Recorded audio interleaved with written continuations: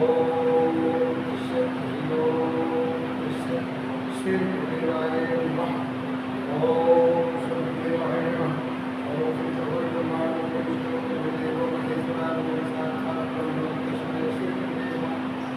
ओम आत्मनिर्भरतारं व्याप्तं चराचरं तत्पदं दर्शनमे तस्मै श्रीगुरुवे नमः। ओम ज्ञानं ब्रह्मति गुरुजानं परं गुरुवाक्यं मंत्र सत्यं पूजा सत्यं सत्यं देशकरणं गुरुवाक्यं सदा सत्यं देवत्वं। ओम श्रीदेवाय नमः। ओम श्री गणेशाय नमः। गजाननं बहुगुणाधिसेवितं तद्विधं पंचावक्षरं नमामि नमामि विघ्नेश्वराय। ओम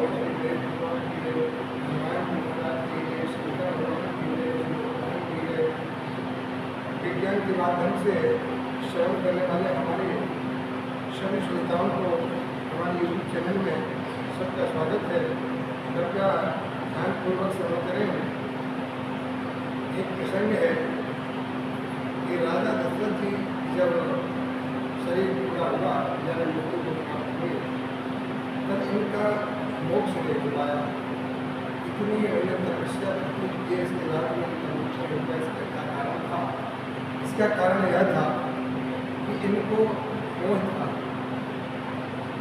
जब इनका शरीर मृत्यु को प्राप्त हुआ तो इन्होंने एक उपाय कही है कि राम राम कहे राम कहे राम राम कहे राम राम राम कहे राम कहे राम से गए सुराम।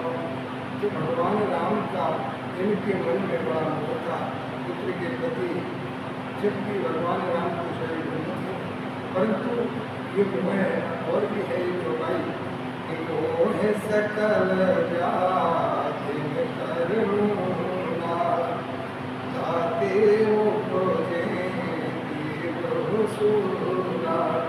तुझे मुँह होता है ना तो मृत्यु के टाइम पे जहाँ बन जाता है वहीं फिर अगला जन्म मिलता है। इसलिए मोक्ष की बार बार यही बात आती है कि मोक्ष कैसे होता है। हमारे ये मोक्ष का बहुत लंबा रास्ता है। मोक्ष पाने के लिए सब तरफ से मन हटाना पड़ता है और एक ब्रह्म परमात्मा को प्रति मन लगाना पड़ता है, तभी मोक्ष होता है। मोक्ष का मतलब है पुनर्जन्म नहीं होता दोबारा। तो ये पुनर्जन्म को बार बार जन्मना होगा। इसके लिए तो मन को एकाग्र करके और परमपिता परमात्मा को जन्म होता है तब मोक्ष होता है। क्योंकि मोक्ष के बाद दोबारा जन्म नहीं होगा, ये निश्चित शास्त्रों में लिखा हुआ है। और इसके माध्यम से हम आपको ये वेदांत के बारे में थोड़ा सा विषय बताना चाहते हैं, जिसे लघु वेदांत शास्त्र कहते हैं। ये वेदांत में क्या है कि मोक्ष का साक्षात साधन क्या है। ये मोक्ष का साक्षात साधन जो है ब्रह्म का और आत्मा की एकता जब तक नहीं मानेंगे तब तक मोक्ष नहीं होगा। क्योंकि हम जो भजन करते हैं या भगवान को बसते हैं, क्या समझ के बसते हैं कि ये हम अलग हैं, परमात्मा अलग है। जबकि रामायण में कह रही है ईश्वर अंश जीव अविनाशी चेतन अमल राशि। गीता भी यही कह रही है मम्मी वासु जीव लोके जीव भूत सनातना मन सच्चाई जाने कर सके कि सब जीवों में मेरा अंश है। और अगर आप उसे अपना मान लें तो कल्याण हो जाएगा।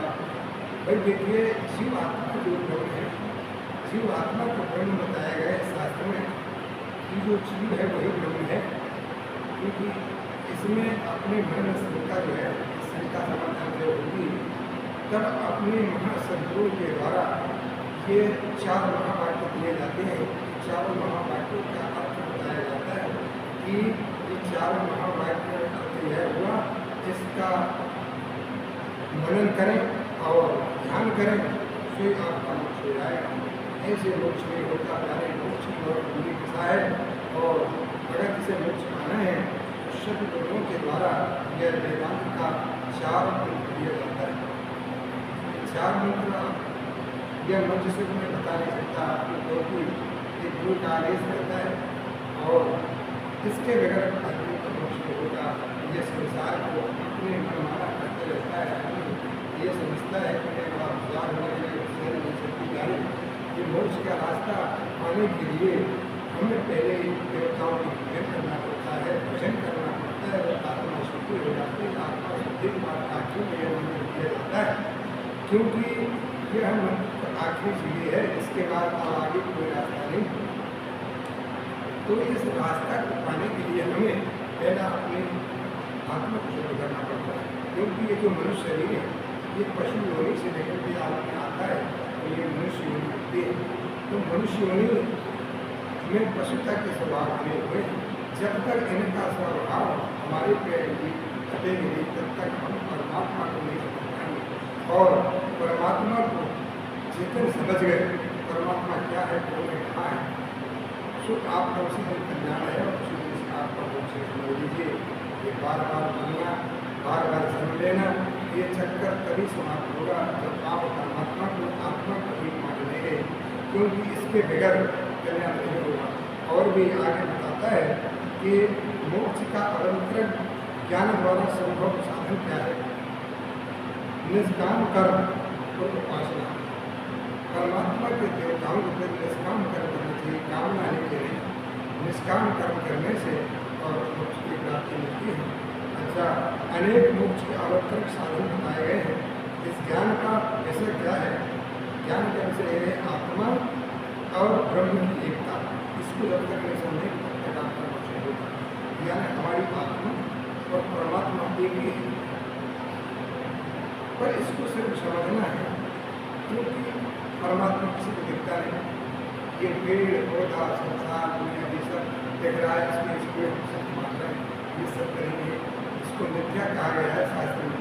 मिथ्या मतलब दिख रहा है तो सत्य भी नहीं कह सकते आप, परंतु ये प्रकृति का नियम है।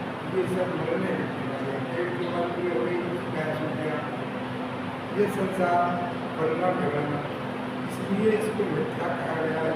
अच्छा, दूसरा है आत्मा विषय प्रश्न। आत्मा का स्वरूप क्या है? आत्मा का स्वरूप क्या है समझें। देह, इंद्रिया, प्राण, मन, बुद्धि। अच्छा, और शून्य से भिन्न, दूसरा अकर्ता, तीसरा अभोक्ता, चौथा असंग, संग नहीं उसमें किसी का, पांचवा व्यापक, छठवां चेतन आत्मा का स्वरूप है। ये आत्मा का स्वरूप तो शरीर स्थूल शरीर है, इसके अंदर ये स्थूल शरीर रहते हैं, फिर इसके अंदर में एक सूक्ष्म शरीर, एक कारण शरीर है। सूक्ष्म शरीर में ही परमात्मा का वास होता है। कारण शरीर है, सूक्ष्म शरीर है, स्थूल शरीर है, इन सब को पहले समझना पड़ता है, तब आपका मोक्ष होगा। अब ब्रह्म का स्वरूप क्या है? निष्प्रपंच, प्रपंच में नहीं है ब्रह्म, निष्प्रपंच और असंग है, संग नहीं है, परिपूर्ण है, अपूर्ण नहीं है, परिपूर्ण मतलब पूर्ण ब्रह्म है। और चेतन ब्रह्म का स्वरूप, इसलिए इसको ब्रह्म कहा गया है। चेतन स्वरूप आत्मा को कहा गया है। उत्तर, सच्चिदानंद एवं ईश्वर स्वरूप सदा विद्यमान ब्रह्म आत्मा की एकता है। सच्चिदानंद स्वरूप आत्मा और ब्रह्म की एकता है। अज्ञान का स्वरूप क्या है? जीव ब्रह्म के आभेद का निश्चित। जो जीव है मतलब हमारा स्थूल शरीर जो मन है, ये ब्रह्म से अलग मानता है अपने आप को मन। इसलिए हमें ज्ञात नहीं होता कि हम कौन हैं और परमात्मा कौन है। प्यारे, सबसे पहले कितने भी बड़े बड़े व्यासों को हम सुनते हैं, सिवाय मूर्ख बनाने की कुछ नहीं मिलता को। वो कहता है कि मर्दाना को ये वीडियो जरूर बताइए, मर्दाने का क्या देखेगा। वो कहता आप ऐसा करो आप सवाल बन जाएंगे। अरे मेरे प्यारे, जो शास्त्र में लगा वो सत्य है, मुझसे कुछ भी बतना असत्य नहीं है, वो सब असत्य है। इसलिए शास्त्र ही प्रमाण है। हमारे जीवन की लीला, परमात्मा, देवता, ये क्या है इनके बारे में शास्त्र ही प्रमाण है। शास्त्र के प्रमाण के अनुसार ये आदमी को अपना ज्ञान देना चाहिए। जो जनता समझ करती है उनके मन में सही श्रद्धा परमात्मा के प्रति, आत्मा के प्रति, देवता के प्रति श्रद्धा बने, वो उसको सत्य प्रमाण देके देना चाहिए। इसलिए मेरा ये कहना है कि आप सत्य को और शास्त्र को ही प्रमाण माने। क्योंकि सेवा यूट्यूब में, फेसबुक में हम देख रहे हैं सेवा मूर्ख बनाने की छोटे छुट्टी है और पब्लिक उनमें झूम खड़ी है एकदम आधार, क्योंकि भाई बड़े हैं ना वो ब्याज, हम तो मूर्खानंद हैं, हमें क्या लेना देना।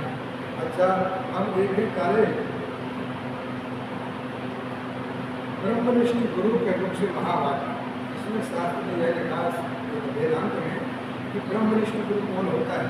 जिसने पूरा जीवन परमात्मा में लगा दिया, जो हमेशा ब्रह्मचर्य उनको ब्रह्मनिष्ठ कहते हैं, जिसका कोई कहीं निर्णय सिवाय ब्रह्म के अलावा। तो ब्रह्म गुरु के मुख से महावाक्य, ये महावाक्य अर्थ का श्रवण ज्ञान साक्षात्कार का साधन है। इसको जब चारों महावाक्य का अर्थ शब्द द्वारा बताया जाता है तब हमको मोक्ष होता है। ऐसे मनमाने आचरण करने से मोक्ष मिलता है, और कितने ज्ञानी हो जा, कितने बड़े, कितने ज्ञानवान हो जा, लेकिन मोक्ष नहीं होगा। कार्य अगर जिसको मोक्ष लेना है तो बार बार मनुष्य शरीर एक बार मिला और उसको अगर मोक्ष तक नहीं पहुँचा पाए तो किसी काम में नहीं, शरीर पशु पक्षी आपसे खा पी के और अपने कह देते हैं। तो पशुओं का काम नहीं है, मनुष्यों का काम है अपना जीवन को ज्ञानमय बनाना, अपने परम पिता परमात्मा और आत्मा एक में मिलाना, यही सत्य है। और वेदांत में भी यही कहा गया है, ज्ञान के परंपरा अंतरंग साधन कौन से हैं? पहला तो है विवेक, दूसरा वैराग, तीसरा सत संपत्ति, सम दम प्रति प्रतीक्षा श्रद्धा और समाधान और मुमुक्ष, इस प्रकार का साधन ज्ञान है। अब ये बताइए, और दूसरा है मोक्ष का साधन कौन सा? जो महावाक्य दिए जाते हैं इनको श्रवण करने के बाद इनका ध्यान द्वारा मनन करें, और मनन करने के बाद फिर उसको अपने आप में विचारें कि मैं कौन हूँ, परमात्मा कौन है, कहाँ है, कैसा है। फिर आपको ये समझ में जाए कि संसार से जंजाल है तो परमात्मा नहीं समझे। और ये इसको जब तक नहीं समझेंगे तब तक आप और हमारा जीवन पशु समझ जा रहे।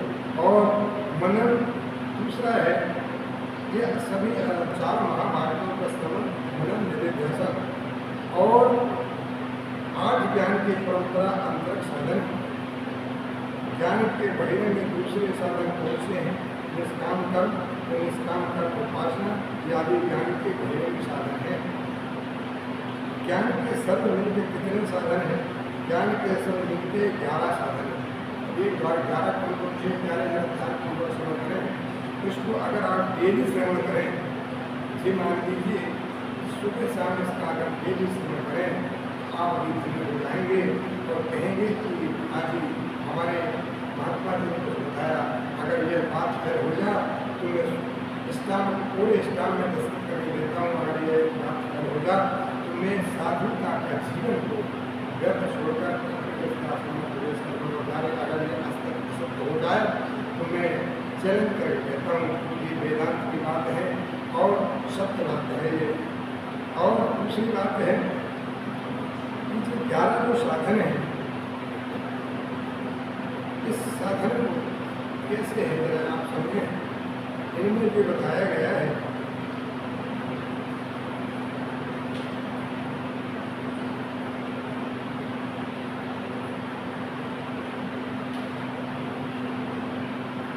ओम चैतन्यम शाश्वतम शांतम ब्रह्मातीतम निरंजनम नादबिंदुकलातीतम तस्मै श्री गुरुवे नमः।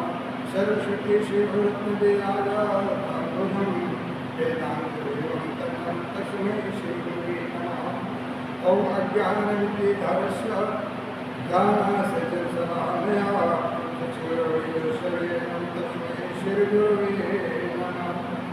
ओम गुरुर्ब्रह्मा गुरुर्विष्णु गुरुर्देवो महेश्वरा गुरुर्साक्षात् परब्रह्म तस्मै श्री गुरुवे नमः। ओम आखंडनंदबोधाय शिशुशक्ताभ्यागणे सच्चिदानंदरूपाय नमो नमः। इस प्रकार प्यारे विषय शक्ति मानस संशय भ्रम द्वार प्रतिबंध्या जभ्या हेतु विषय शक्ति, ज्ञानगत संशय, प्रमेयगत संशय, ब्रह्म कहिए ये विषय 11 प्रश्न है। ये इनको जब तक नहीं समझेंगे तब तक आपका मोक्ष नहीं हो पाता। इसी प्रकार जो भी मनुष्य अपना कल्याण चाहता है उसे यह श्रवण मनन जरूर करना चाहिए, क्योंकि यह शास्त्र की प्रमाणित बात है। और दूसरी बात है, अब हमारा आपको धार्मिक रास्ता बताने का काम मानना और नहीं मानना है आपका काम, क्योंकि अगर मानो तो सत्य लेकिन आपको है, इसको मानना चाहिए कि हमारे जितने भी प्रमाण है सब शास्त्र ही प्रमाण है। जो कुछ भी मनमाने होते हैं ये हमारी समझ के बाहर है। हम भी समझ करते हैं, देखते हैं यूट्यूब में, फेसबुक में सिखाए लोग बनाने की कोशिश समय दुकानदारी लगा रहा है, कोई कुछ कहता है कोई कुछ कहता है, ऐसा करके पैसा लगा है। प्यारे होगा वही जो राम ने रची राखा, हो कहीं करके बढ़ावे साखा, सबने अपना बिजनेस बना रखे हैं। प्यारे ये बिजनेस बना के और पब्लिक को सुनाना ये ठीक नहीं है। हमारे हिसाब से सत्य को ही प्रमाण मानना चाहिए, और सत्य तो ईश्वर है, सत्य ही सनातन धर्म है, सत्य ही प्रभु का परमात्मा है। इसी प्रकार हमारे आत्मा की सत्य है, क्योंकि ये स्थूल शरीर बार बार मरना जलना, गीता के कह रहे नेम सत्यावी शास्त्रानी नेम नेम दाहि पार्टा, न इसकी आत्मा पढ़नी जा सकती, न वायु सुखा सकती, न इसके इसका कुछ भी फर्क नहीं पड़ता। ये तो श्रवणा मरना स्थूल शरीर का काम है। धोखा का शरीर पूरा हुआ, जीवात्मा निकल के चली जाएगी, और ये धोखा को बार बार मरना जुड़ना ये सब खेल चक्कर खत्म हो जाएगा। अब आपकी बात को सुनने ओम नमो नारायण, इसी के साथ हम अपनी बाकी प्रोग्राम देते नारायण हरि ओम नारायण